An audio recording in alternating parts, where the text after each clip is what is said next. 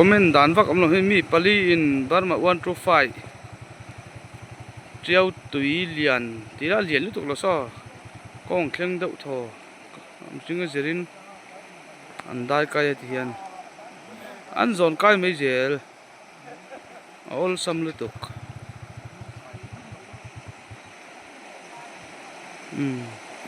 a har salo kho bai so